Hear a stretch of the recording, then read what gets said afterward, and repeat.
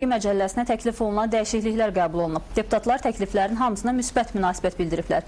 Beləliklə, yanvarın 1-dən idman mərc oyunlarında qazanılan uduşlardan 10% dövlətə vergi ödəniləcək, ticarət və yaşa obyektlərinin sahiblərinə sadələşdirilmiş vergi ödəyicisi olmaq hüququ veriləcək. Həmçinin maaşı 2500 manata qədər olan muzla işləyən işçilərin əmək haqqının yaşayış minimumu qədər hissəsi, yəni 136 manatı vergidən azad ediləcək.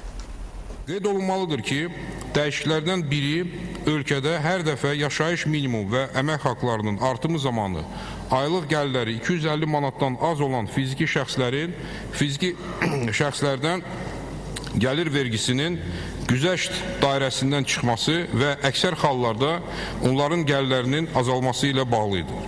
Qəbul ediləcək dəyişiklik qeyd olunan problemin aradan qaldırılmasına və nəticə etibarilə 500 mindən çox muzla işləyən insanların aylıq gəlirlərinin 3-9% çərçivəsində artmasına imkan verəcəkdir.